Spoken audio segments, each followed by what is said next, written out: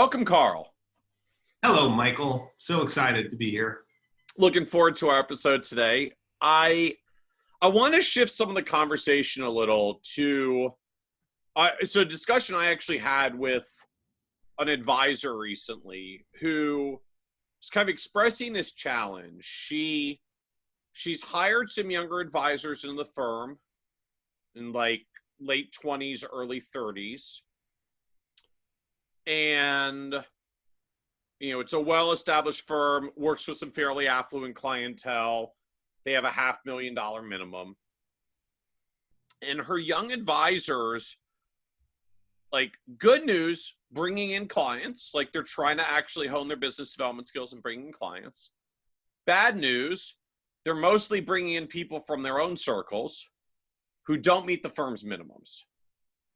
And when she tries to kind of challenge them on it, like, hey, this client isn't a good fit. Like, we have these minimums. Like, her advisors are pushing back like, this is my circles, or this is who I can get, or apparently one said, like, well, I'll do the work on my own time. So, I won't like screw up our firm's profit margins.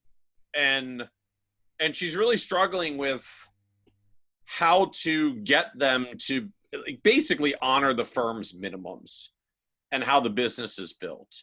And in kind of taking the conversation a little bit further with her, kind of what came forth was it's not really clear that any of these advisors have ever been trained on how to have a conversation about minimums. Like, it's kind of a socially awkward conversation, right? Like, you're hanging out with your own social circle who may not be people that have $500,000 to $1 million, particularly if you're in your 20s and 30s or even your 40s or 50s. And you have to somehow put out there like, hey, you're my friend and I'd love to help you, but since you don't have $1 million saved up, I can't actually help you. Like, it's a challenging conversation, even in social environments with strangers, nevertheless with someone that you've got a friendship or a personal connection with. And so I thought it would be a good discussion today of just how do you handle these conversations around things like asset minimums or fee minimums and navigating these potentially precariously socially awkward conversations. Yeah. So fun. So, like, as always, there's nuance to this conversation. So we almost kind of got to get the disclaimers or the assumptions out of the way first. One is like, if should we talk to the business owner or should we talk to these younger advisors? I think talk to the younger advisors. Not that I think this is even specific to young advisors. Right, but in particular, it's just, mathematically, I do think it is a little more likely to happen. Established firms often have higher minimums, hire newer advisors whose social circles don't include people who meet those minimums. Like, I think that certain scenario happens with some frequency. Okay. And even for advisors that go on their own, like, at some point you notice it's really hard to turn a profit working with very, very small clients. Most of us tend to move up market at some point because the economics are better when you can only handle so many clients and you need a certain revenue per client. And we all seem to start gravitating that direction over time, at least to some extent. Okay. Well, so the first thing to think about as an advisor that's having a challenge around minimums is, number one, like, there are business models that work for that, right? Like, we have heard of a few business models that work for this, like monthly subscription business models can work for this. All you have to do is take out a calculator and times $200 a month times 250 and just see about a profitable business. Like, so that's a whole nother discussion. But let's make an assumption for now that you're in a business that has a minimum and you're going to honor that minimum and you just don't know how to have the conversation, just to clear this assumption. Right. Like, I don't want to piss someone off. I don't want to make it more awkward. It's weird to tell your friends they don't have enough money to work with you. It's frankly weird to tell strangers that they may not have enough money to work with you in any kind of social setting. Like, how do you handle this conversation or even broach this conversation? So I think there's a couple of things to keep in mind. One, I think I honestly It's really funny. I used to get asked this a lot. I used to run into this a lot in sort of like civic or church groups, right? Like, Yep. because you're like in your church group, and like that's really awkward. And so I had another friend who worked for a firm with very high minimums. We'll go unnamed, but it starts with a G and has an S in the second one. And he worked there, and his minimums were like 10 million or something. And I asked him once, and here's what he said. He said, it's all in our heads. This is kind of funny. I want to get to like how I would handle it, but this all in your head thing's an interesting piece. It's like if you're talking to a brain surgeon, and you know they're a doctor, and you've got a problem with your knee, like the brain doctor doesn't feel bad saying, you know what, I'm a brain doctor. And I don't mean that like the brain doctor, the orthopedic surgeon may make more than the brain surgeon. I don't know. I don't mean it that way. Let's say that you're a foot surgeon and somebody has a problem with their wrist. Like you don't have a problem going, hey, I don't, like that's not what we do. I don't even know. That's how my friend from Goldman handled it. He was just like, we don't work with those situations. Now, of course, it still is a weird thing because it's like, it's just like, I don't know. I get the analogy. I get the point. You know, hey, I'm a foot doctor. I'm not a knee doctor or a wrist doctor. Like go see one of them.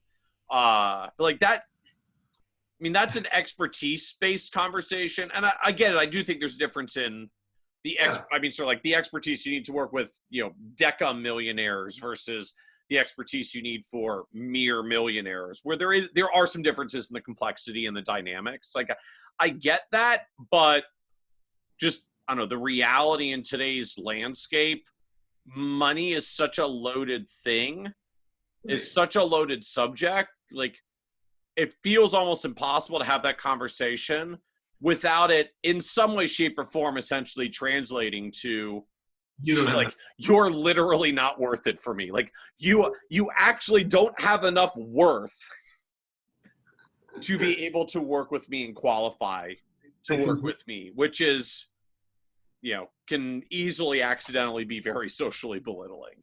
No, I completely agree. There's almost no way. What I was going to say is when my buddy told me that, I worked on that for a year or two. I like just kept bouncing it around. I tried it and I was like, there's no way to say this without appearing like I'm a brain surgeon. Why are you asking me about your stupid foot? Like there's no way for it not to come across. So here's how I handled it. Here's what I would do. And I look, I don't think this, I originally did this just because it was altruistic, right? And many of the people listening and watching this will relate to this idea that I felt like I had like I even use the word sacred responsibility, right? Like I got into this industry by accident, applying as a security guard. I know. But once I understood that I wanted to stay in the industry, I felt a little bit like it was a calling, right? Like a service calling. So I started doing it this way for that reason, but it turned out to be one of the best marketing decisions I ever made. So both to the person who's doing it and to the business owner who's like, no, I don't want them wasting time. Think of it as marketing. Here's what I did. I would just say, look, everybody deserves a first meet. So if I had a friend, I would say, well, first of all, how do I really know that they don't have enough money? Right? That's like first thing is like, I don't actually know. True. Like money is such a quiet, taboo subject. Like for all you know, they really did inherit $10 million from someone and they just kind of keep it quiet. A bunch of that would be really important to keep in mind, right? Like no matter what the age is, no matter what the relationship is, no matter where you met them. Yeah. So first I would just be like, wait, it's not even fair of me to make this assumption. Like, hey, I'd like to come and meet with you. I'm sorry, you don't have enough money. What are you talking about? Like, I just sold a business for whatever. My parents just gave me whatever. So first of all, make sure that assumption. So look, come in, let's have a chat, right? Like you do all the normal things. Come in for a discovery meeting. So you come in for the first meeting and you come in for the first meeting and we go through the normal discovery. And I always, like, we don't have time here to go through what that meeting looks like, but essentially it's me asking, this is what I tell the client. Hey, Michael, thanks for coming today. It shows how committed you are to making good decisions with money. Let's get started. My goal today is to ask you a series of questions to understand, I'm moving really fast here, to understand clearly where you are today and make some guesses at where you want to go.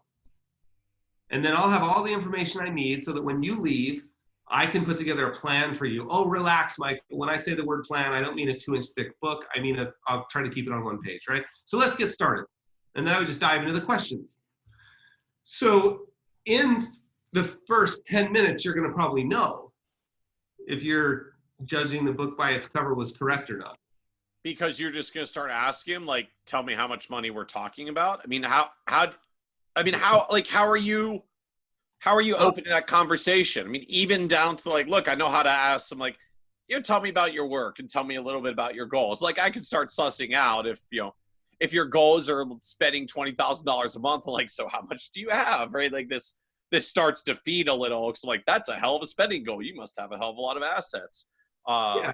But like, otherwise you still get to that, either I got to tell you how much you got to have, or I got to ask you what you got. Yeah, no, I think the way in a prospect meeting. The way, well, I don't think of this as I mean, of course it's a prospect meeting, but they came in to meet with me. It's the first meeting. I'm going to hold a proper discovery meeting with you. It's going to take an hour.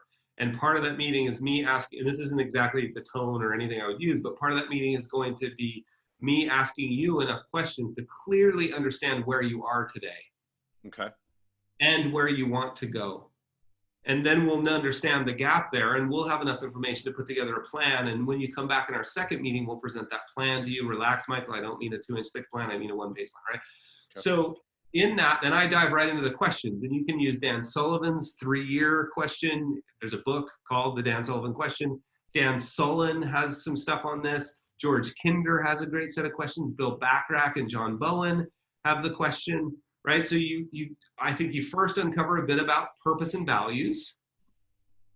Once you understand purpose and values, like I always used why is money important to you? That was kind of a mashup of Simon Sinek's work and Bill Bachrach's work. Why is money important to you instead of what's important about money to you? Then I moved from there to, okay, great. Like then you're going to ask other questions. And one of the questions is balance sheet question. You're going to say, okay, great, let's go through assets and liabilities real quick. So give me a sense, how much money do you keep at the bank? Right? It's not the first question, but it's like 10 minutes into it. We've had values. So it's interesting. So you frame it as like, let's help me understand your balance sheet a little bit and the assets and liabilities. That's how you sort of set it up. We've already outlined values. We've had a discussion around purpose and values. I like to think of it as financial purpose. Like, why is money important to you? Help me understand that. That moves into goals, right? Let's talk about goals. And when I say goals, I always do the same thing. I'm like, relax, Michael. When I say goals, I know they're guesses, but just give me a sense. Like, what would happen over the next 3 years in order for you to feel a success?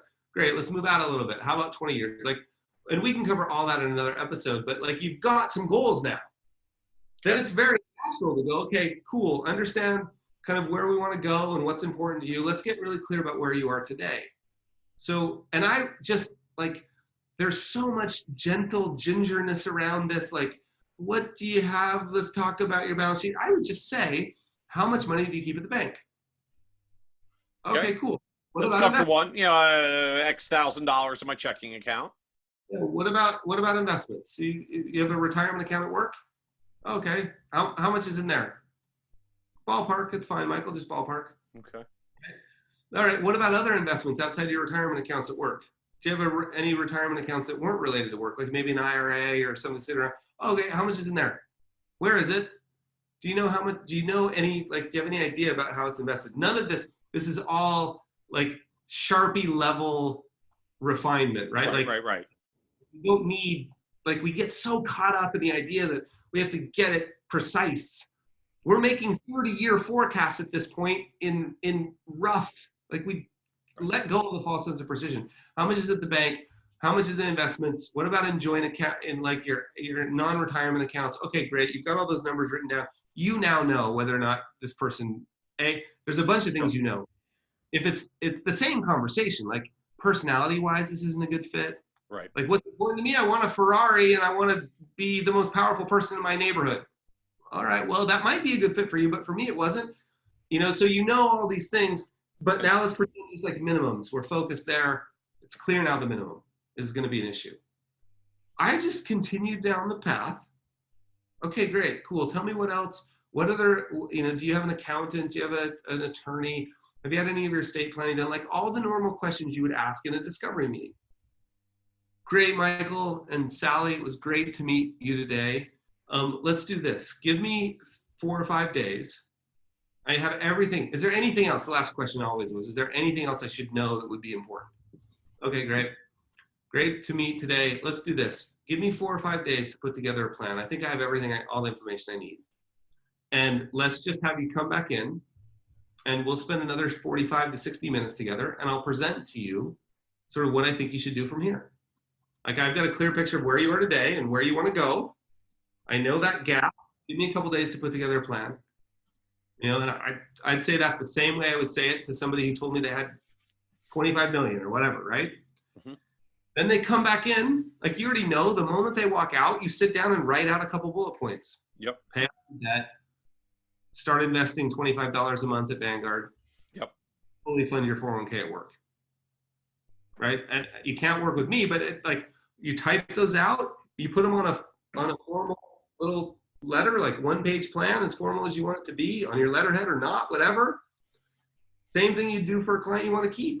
They come back and you say, it was great to meet you. Like here's what, from based on what I saw, here's the things I would, first of all, in the second meeting we review, let me make sure I understood clearly.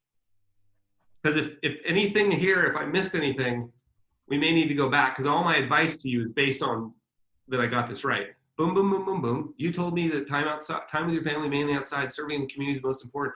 You have these goals. You want to retire here. You want $5,000 a month. You want da. Did I get it all? Yes. Okay, cool. Sounds like we're on the same page. Based on that, here's what I would do. Right now, it's really important to you to focus on paying off your debt, Michael. And in addition to that, I never find it to be too early to save. You want to build a little emergency fund, and I would aim for this. You can do that at the bank. And you've got your 401ks with that 3% match. Make sure you're hitting that 3% match. Okay. And like you really, in terms of what you would need from me, that's really what you need. So take this and go do that, right? Because there's no. So you're not even having a minimums conversation. Just like, here's what you need. Go for it. Yeah. Like, I know. Gave you the plan. Not even going to charge you for it. Just here's the stuff you got to focus on. I wish you the best. Basically, but here's the part that's important. This is where it turns into marketing instead of a free altruistic plan. Like this is where it goes from marketing to charity, which just is, look, based on how we work here at the firm, there's nothing, there's like, let me just describe for you quickly. This is my favorite way to do it. Let me describe for you quickly our ideal client, right? We mainly work with business owners who've had a successful sale of their business. Typically they have $2 and $5 million in assets, and our average fee, is around $15,000. Our minimum fee is $10,000, whatever. Like I would just describe it that way and go. So based on your circumstance and our normal client, there's not much of a fit there. But this is what I've already told you exactly what you need to go do. So I found those people to be insanely appreciative, and I found them to be great referral sources. And this is really important. Not of people like them. They didn't go out saying, Carl gave me a free plan, go meet with him. Because you did have the conversation at the end of like, hey, you enjoyed the meeting. I hope this has been helpful for you. But let me just take a moment and tell you about the folks that I typically work with. So final closing hint, we're not a fit. And you may just say outright, like, we're not a fit because this is who I typically work with. But you've now made this an opportunity to describe for them what your ideal client looks like, so they actually understand it's not other people like them, but it is other people like this. So if you know one of those, like, you can still refer that to us.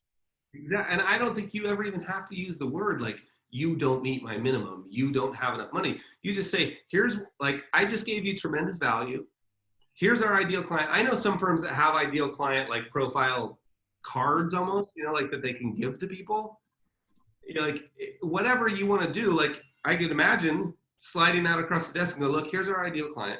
This is who we typically work with. And so based on your situation, the best thing you can do is just go through these things that we gave you here. Here's our ideal client. It's not a good fit. Run along, right? And I don't say anything like, if you know anyone like this, send them to us, because that felt icky. Yeah. And people can kind of get the hints. Like, Yeah, you know, without feeling gross and it working, great, good on you. But I couldn't. I found those people. I felt great about it, right? And it wasn't charity. Like you could say, well, was it? Look, you're going to do all that work. It was 2 hours meeting with another human. I gave them a remarkable experience. Seth Godin's definition, right? Worth remarking on, right? I've defined clearly for them what they should be looking for. I found them to be good referrals of their friends, family, you know, mother, sister-in-law that fit our ideal client. We work with doctors who Hey, you know what? My sister-in-law is a physician. She was just complaining to me over the holidays about, you know, I'll mention, like I found that happening more often than not. That extra hour that I spent, I kept a relationship. B, that extra hour I spent turned into, it was just marketing. It wasn't a waste of time, it was marketing. And it was the nice thing to do. That's how I handled it. I'm not saying it's the only way. I'm just saying that's how I handled it. well, and I like the framing and the approach, because, you know, like, you did help them. Just it feels good, right? A lot of us we're helper types. That's why we tend to get into this business. It feels crappy that people come to you for help and you don't help them. It's like, I'm sorry, you don't meet our minimums, move on your way. So I like the framing at the end of the day. Like, I'm going to help them, but, you know, I'm going to help them as directly and succinctly as possible. Like, it's a 1-page plan summary. I'm not doing a whole plan. I'm not going to take all their stuff and put it back in my planning software. Like, don't over service them, particularly since you're not even engaging them as a client to get paid yet. But if you already know this isn't going to last past the second meeting, just make the second meeting as valuable as possible and give the stuff that they need. And you can, you know, check your psychic gratitude box and it doesn't feel bad, and you can move them on. And they may even be so appreciative that once you describe your ideal client, they actually do refer that person when they come across them. I started doing this because I couldn't come up with any better way. How do you possibly say, like, oh, my minimum is $10 million, whatever, like, or $1 million or $10,000. So I found it to be the best solution. Let me mention one more thing. It comes up occasionally. It came up recently in Australia where I outlined this and they said, oh, that's a regulatory nightmare. I have to have a statement of advice. So here's the way I solved that. You slide a blank piece of paper across the table and a pen. You stand up to the whiteboard and you say, here's the 3 things I would do. And you write them on the whiteboard. And you erase the whiteboard when you're done. Right? And you say, look, are they allowed to take a picture of it with their phone before they leave? Right? Like, you may want to take notes if what I'm going to tell you may want to take. That's why the blank piece of paper and pen is in front of you. And somebody else said, oh, that would be even worse. And I was like, okay, well then meet them for coffee. Right? And in the States, I never had a problem putting that down on just like, hey, here's some advice. I never charge you. You were never an official client. Yep. That was not a problem. So that's how I would do it. It felt good to me. Not only did it feel good, I did it purely for altruistic reasons at first. And then I realized, like, it's great marketing. So it checked all the boxes for me. Yeah. You know, the other angle to this, and, you know, at least for me, like the mechanism I ended up going with and struggling with these conversations early on for my career was I started sending them to our website. And part of the reason we did that is I know what happens, you know, when prospective clients come to your website, like, the first thing they do is they go to the About You page, because they want to learn about you and connect with you as a human being. Almost every advisor site, like, the number 1 page besides the home page is the page about you. And the second page is the fees. Like, people get there pretty fast. Like, okay, you're a financial advisory person, but, like, what's this going to cost me? It's just part of human nature. And so we have a fees page, and it has the fees, and it has the minimums. It's right there on the page. Yep. And when they don't meet them, they don't call. Yeah. Yeah. They find their way to it. Like, I don't have to say we only work with these people or we only have these asset minimums. I think it's easier as you get more specialized into some niche, right? Like, I'm a knee doctor. You have a wrist problem. This isn't a good fit. Or like, I specialize in optometrists. You are not an optometrist. Like, this is clearly not a match. When we're generalists, that gets harder, right? When the defining characteristic is not some specialized need or issue or niche, it's just, anyone who has at least X dollars qualifies as my client. And I don't want to have the, do you have this much money conversation? And maybe I don't have the time or inclination to just do that many 1 or 2 hours worth of meetings with strangers who aren't a good fit. Ironically, the better your marketing is, the more that may be a problem, where you get too many of those free meetings. That just, we think historically for most advisors, like, the idea of our website and our marketing is it's supposed to be this magnet. Like, if they see this and it's awesome marketing, they'll want to work with me, and I want that marketing to grab in as many people as possible. And what I actually found is your website is not only the magnet to bring people in and hopefully get them more interested in your services, it's also the filter. Sure. To help screen out the ones that aren't qualified and not a good fit, so that you're not necessarily having that conversation like, hey, just, you want to see more about what you do, like, go to my website, take a look at the stuff there. If that seems like a good fit for you, I'm happy to do a follow-up meeting next week. Like, just let me know, because, our site tells it better than I can do anyways, and let them go there and see it. And people are usually pretty darn good at filtering themselves out, particularly because I find for a lot of clients that maybe know they may not qualify, like, if they've had any conversation with advisors and they've ever gotten rejected for a minimum before, they're looking for it. I mean, they want to know. It's an awkward conversation for them to do. So just put it on your website, answer the question preemptively for them. You don't have to do it in a socially awkward conversation that feels bad for you or feels bad for them. And just let people screen themselves out. So use the website as a filter as opposed to just a magnet. That's what I found myself doing a lot, sort of like, I don't know, mid-career. Early years, I didn't know how to have the conversation at all. Then I started sending people the website using the filter. It's only more recently that I started, even as long as I've been in this, I started getting more comfortable of just having that conversation a little bit more directly. I love that. Just let it be the filter. You don't have to do this as a conversation.